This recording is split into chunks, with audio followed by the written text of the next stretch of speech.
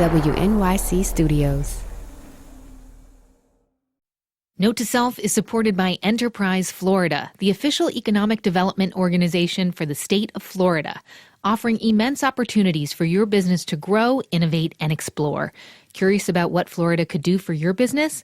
Learn more at www.floridathefutureishere.com. Note to Self is supported by Squarespace, launching their new campaign, Make Your Next Move. Make your next move and set new goals this year. Lock down your next move idea with a unique domain and create a website to launch today. Use offer code NOTE for 10% off your first purchase of a Squarespace domain or website. Make your next move with Squarespace. More at squarespace.com. Hello, Note to Self listener. It is your host, Manoush.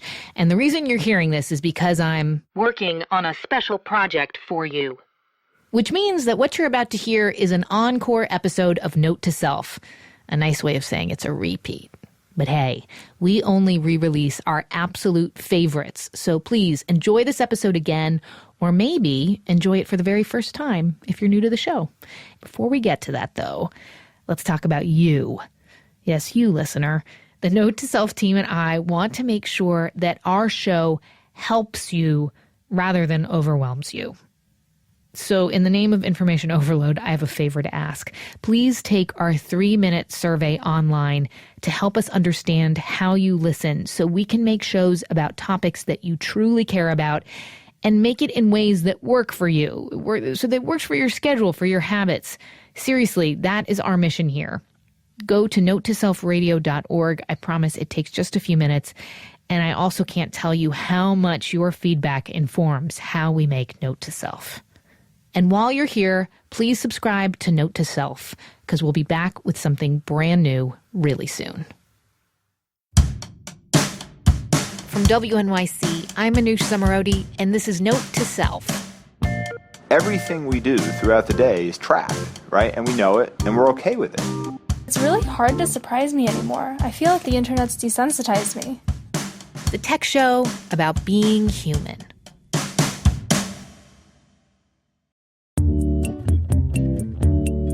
Okay, today, a question from a listener in upstate New York named Michael Grant. Now, just so you know, Michael has a town car business, so he spends a lot of time driving people around. Here we go. Hi, Note to Self. I get out of the shower and I'm getting dressed, and of course my dog is over there on his chaise, and I'm looking at him and I'm feeling all sad that I'm about to go off to work for a couple hours, and I'm humming to myself a song and I start singing. My poor dog is tortured by this, but I start singing a song. Every time we say goodbye, I cry a little, or I die a little. You know that song, Every Time We Say Goodbye, which I haven't heard in, I don't know, forever. Then I hop in the car, I put on the iPhone music. I have 6,157 songs. I hit shuffle randomly, and the first song to play is the song that I was just humming. Now, I know you're thinking, well, you probably just heard it, from a recent playlist. And it's like, no, I haven't heard that song in forever. The very song I'm humming is the first song to play. And I'm like, okay, that's weird. But then something else happened. Michael was driving someone to the airport, and he asks his passenger, what airline are you flying? Are you on? And he says, I'm on Virgin. And I said, great. Do you know which terminal? And he says, oh, I don't know. And I'm like, okay, it doesn't really matter because we're going to, it'll be on a sign and we'll find it. And Just to make sure he's going the right way to avoid traffic, Michael turns on his navigation app, which uses voice recognition. And he asks, how do I get to JFK from here? And that's all I said, just JFK. And she says, JFK, Terminal 4, here's how you get there. Now, I never said Terminal 4. I never said Virgin. I just said JFK. But it turns out Terminal 4 is where Virgin is. This is my question. With the song, and with Virgin being the destination without my saying Virgin, are our phones listening to us? I'm not a conspiracy theory. I'm not a crazy person, but I'm having these weird coincidences where things I'm thinking and things I'm saying are being answered by the phone in a very specific and offbeat way. Michael, you are not the only one with this question. Listeners Heather Kelly, Rachel Watson, Mike Kaiser, and others also wrote in after very similar experiences. You know, this idea that you say something out loud, for them, it happened to be something about bike tires, tunics, and biographies, and then that very specific topic turned up when they went online. And it's happened to me too, yeah. And I also worried if I was being completely paranoid. And I'll tell you what didn't make me feel any better. There's this new report out this week from the New America Foundation called Ranking Digital Rights. Their team read all the user agreements, the privacy policies, the terms of service, you know, all the stuff that we don't read, or if we do read it, we don't really understand it. They read it all and scored telecom and internet companies on privacy and censorship. The best scoring company was actually Google. I was surprised about this. It got a 65%, a D. Facebook, it scored 41%, an F-. The lowest, just, you know, because it's interesting to know, was a Russian email service that mostly makes spam accounts. Anyway, the report really does show how little control we have over anything. Our texts, our voices, videos, anything that passes through these tech companies. And it's disconcerting. Which brings us back to Michael and our other listeners' questions about whether our gadgets are eavesdropping on us. Do we know whether they're passively listening? No, we don't know that for sure. We did ask Google and Apple. We haven't heard back from them yet. But we do know voice recognition is what all these companies are trying to get us to start using. Google has OK Google.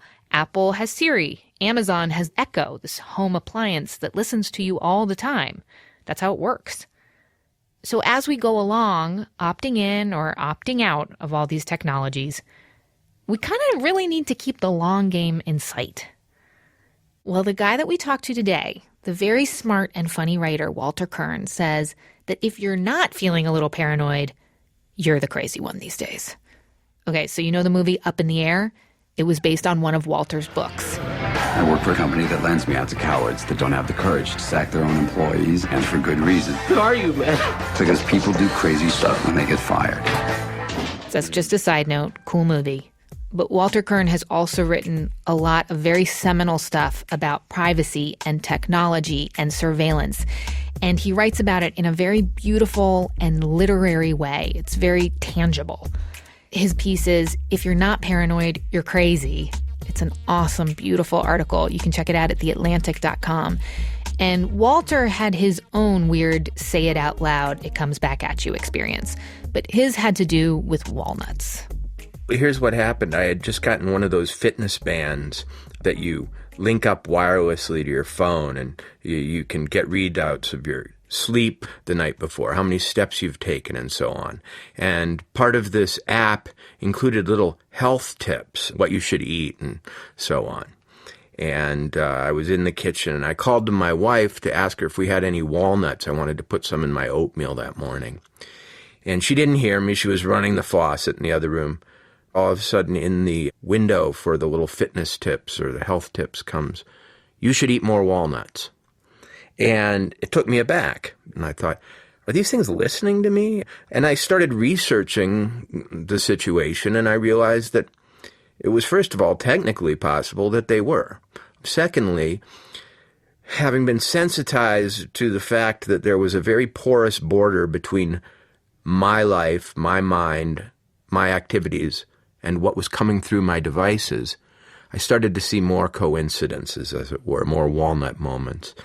As I got deeper into the subject and saw the sort of feedback loop between the decisions we make, the words we say, the online searches that we perform, and the way we're targeted in ads and emails, I started to realize that the paranoid vision of science fiction writers back in the 60s, 70s, and before, of a world in which, we're overheard, in which we're addressed constantly by unseen masters, had really come to pass. And that, in fact, the situation was such that to be paranoid was to properly understand what was going on rather than be delusionally afraid. I mean, there might be some people who are like, dude, there's really no need to be paranoid about walnuts. They have good anti-inflammatory properties. Just chill out. Yeah, there is no reason to be paranoid about walnuts specifically, but, you know, take the following trip with me.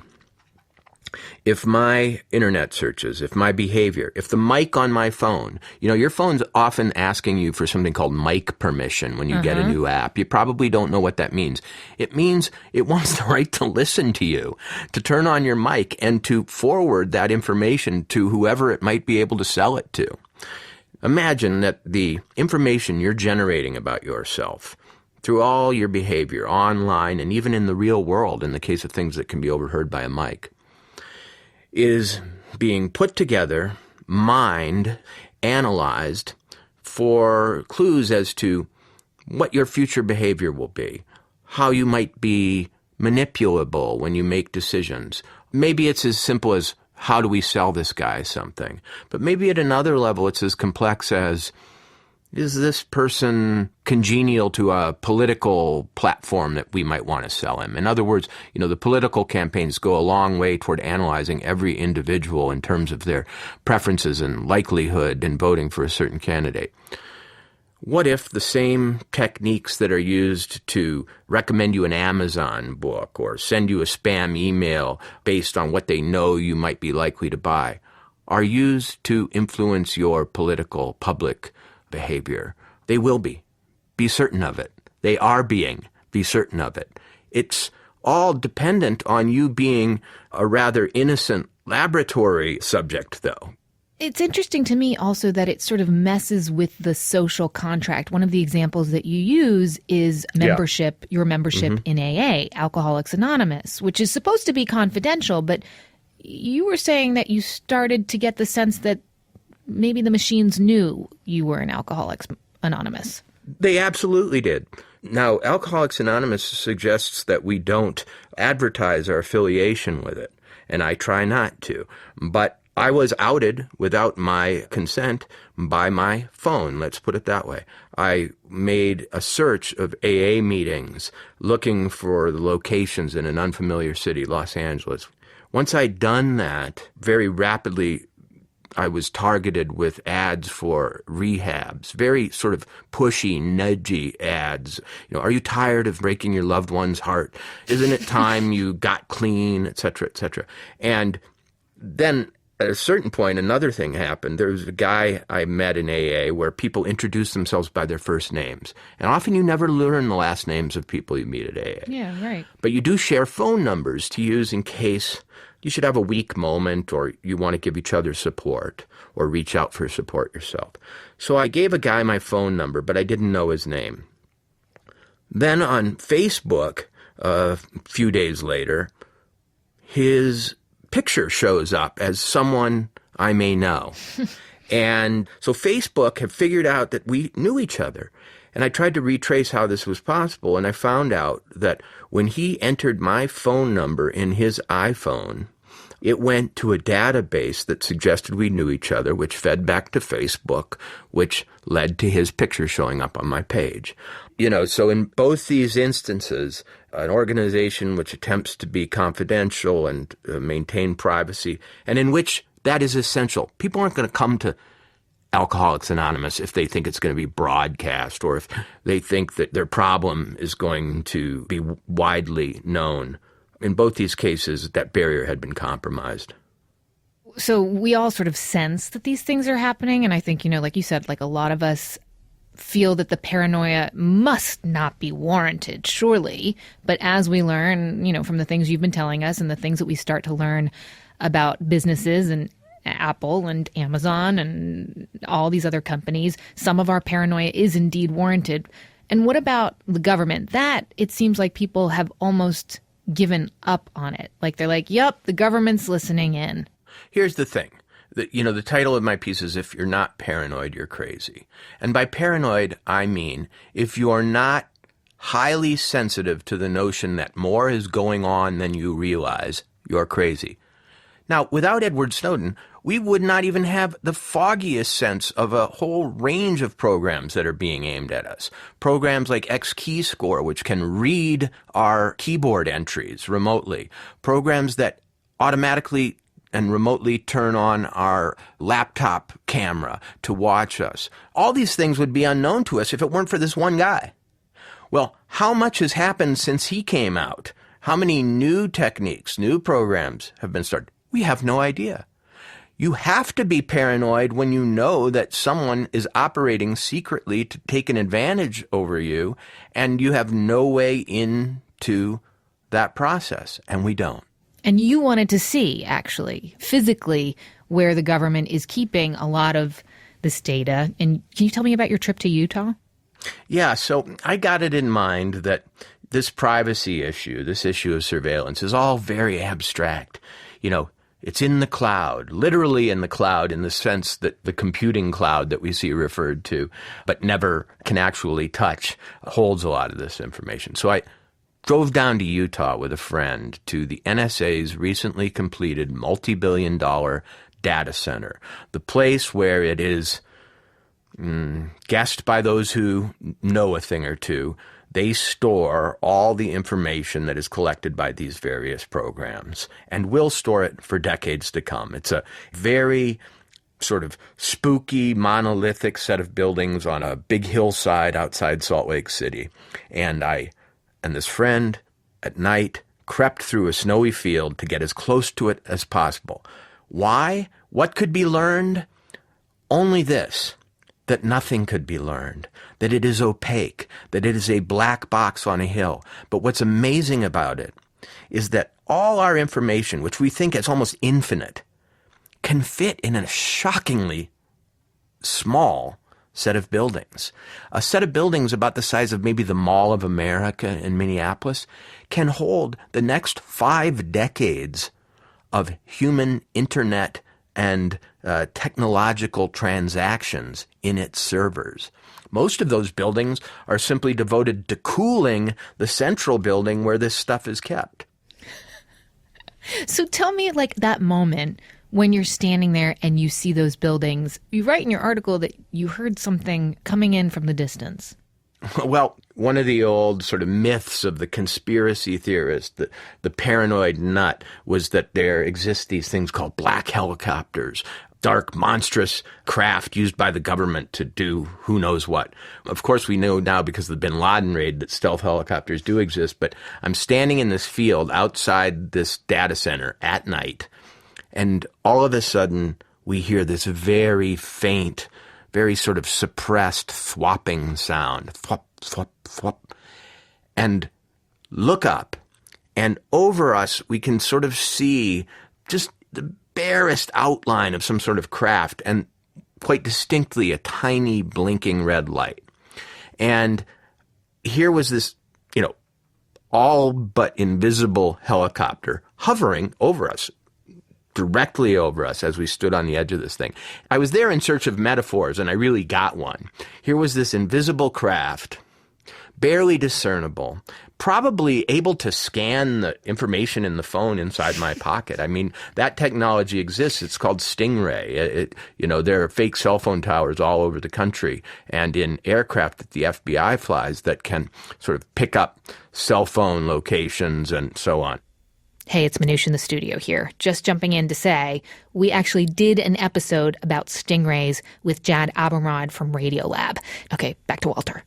This thing was probably reading that. There was every reason to believe it could have gotten my identity out of, the device in my pocket, relayed it to headquarters, found out who I was, and then it flew away ultimately. And maybe they just said, oh, he's some literary guy. He writes screenplays. Don't worry about him. Well, I was almost insulted by how little time it spent. I would have liked it to, land and take me into custody at least. But, I went on this little adventure, this sort of gonzo journalistic errand, because I wanted to feel in an emotional way, up close, the presence of this surveillance state, which is so dispersed and abstract that we almost feel it's the air we breathe. You know, as I'm sitting here talking to you, I just looked up the definition, the official definition of paranoia, and it says suspicion and mistrust of people or their actions without evidence or justification. Now, we're starting to have the evidence and justification, which means that we just are left with suspicion and mistrust of people or their actions, which sounds like, actually, let's just call that fear. And yet, we're not living in a country that feels overtaken by fear. Not at all. I mean, you look at Facebook, if anything, it looks mostly like shiny, happy people, right? You know, I wonder about that, strangely. Yes, it looks as though we are confidently and voluntarily giving up every last bit of private information to the web. It looks as though the last thing we fear is having our privacy invaded. But I've started to wonder if whether it's a kind of you can't fire me, I quit reaction. That in a world where we don't expect privacy, in a world where the default setting is you can find out anything about me, we want to be in control of our image. And a generation that's trained to make itself look good on Facebook is really, in fact, converting a certain anxiety it has about its real self being seen into a performance. You know, you've got two options when you find out you're under surveillance, and only two. One is hide, and the other is perform. We've picked perform. Wow. Usually what happens after I do interviews like this, I walk out, and the younger people who are listening to the conversation kind of cross their eyes at me and are like, you kind of just don't get it because you didn't grow up with this. You don't know what it's like to not have a line dividing your private and public persona. These things are merged in a way that you just can't get. Well, you know, first of all, every generation is entitled to its own experience. And one that grew up, let's see, with armed militia in the streets might turn to the older people who were there before that and say, what's the big deal? You know, people with guns, I don't care. But I did meet, in the course of my reporting this story, a young man. I was sitting in a hot tub with him, frankly, after having gone to this data center. And I told him what I'd done. He was an 18-year-old kid. He said, you know, they're never going to find out anything about people by tracking them. We should just have big centers where people go and talk about their lives and sort of voluntarily give up, you know, any information that the government or whatever might be interested in. And you know, it was a very odd thing for him to say, but it had a sort of genius to it, and it speaks to our point just now about Facebook. For those who wonder why we should be concerned about privacy, they also have given up on the thought that there is a hidden interior life, that it can be defended at all, or that it's worth defending. Now, my generation thinks there is one. My generation thinks that if you have nothing to hide, then you have nothing going on, frankly. And I would argue that privacy is going somewhere and thinking a thought that is deeply, potentially, not acceptable in society. But it's okay. It's just a thought, and it's only in your mind, and you can have that thought because that's what solitude is. Hey, half the thoughts we have would be deeply unacceptable to the person sitting next to us, or the mate sleeping in the same bed with us, or the boss across the office from us. Having an interior life means thinking things that you don't want to say aloud. Otherwise, you'd just be babbling on all the time. You know, the other thing is this. Once people take as a given that all of their secrets would be ferreted out, or that having secrets is something to be guilty about in itself, they start to become kind of robotic. And my fear is that as we stop defending this interior space, we'll start to do things and think things and censor our very inner life in a way that doesn't cause us any anxiety. And the real cost of surveillance is that our inner lives become impoverished, that the set of moves that we make as thinkers and emotional beings and so on becomes reduced. In that way, we start to become the machines that we're afraid are invading our lives. We can't beat them, so we join them. So last question. Have you changed any of your behavior so that you have less walnut moments, or would you tell our listeners who maybe were singing a song to their dog and then found that Spotify played them that exact song when they got in the car? I got off Facebook. I mean, to be very specific about it, I got off Facebook. It is such a rich trove of information. And frankly, I think it's stealing people's property. I mean, you're giving up all this information about your relationships, your preferences, and so on. I mean, they could at least pay you for it because they're making money off it. Secondly, I don't think we should have to go around playing spy, counter spy, encrypting our emails, et cetera, et cetera. But I think we should demand from the companies, from the government, from the institutions that are capable of this sort of thing, we should demand a greater level of disclosure. We can get it. It's just that we would rather sort of move on and kick that can down the road. The problem is that someday there will be so much information on all of us, and we have no idea what future regime, what future purpose it might be used to advance. And so the time is now. It's time to make a fuss. Yeah. And, you know, at the very least, we might lose some weirdness, which would be really sad, right? You know what? When I make this argument to real conservative types, I say, you know what? Our weirdness is our greatest economic virtue in this country. We would not have the personal computer. We would not have half these technologies that have made us so wealthy and so powerful if not for those weirdos in their garages, often LSD-using rock and roll freaks who came up with half this stuff.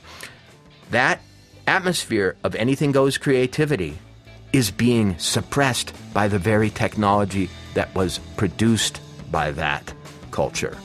That can't happen. Well, I've enjoyed keeping it weird with you, Walter. Thank you so much. You're welcome.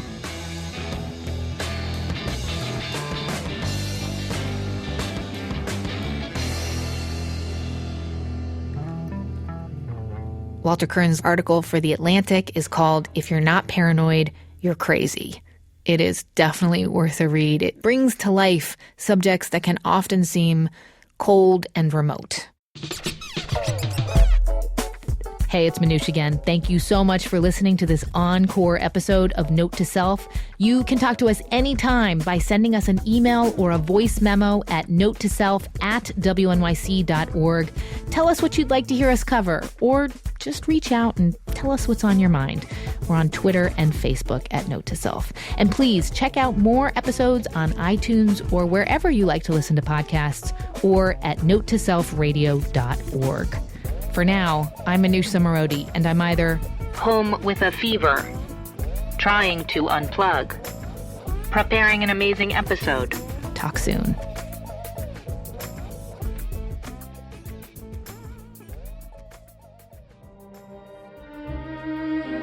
Every time we say goodbye, I cry a little, or I die a little. You know that song. I die a little. Note to Self is supported by Mozilla, the nonprofit tech company behind Firefox, the world's last independent web browser. Years ago, Mozilla established lean data practices to limit the amount of information collected from internet users. Today, Mozilla is calling for governments and businesses to recognize the same obligation, stop mass surveillance programs, and respect people's right to privacy. For more about Mozilla's mission and work, visit mozilla.org.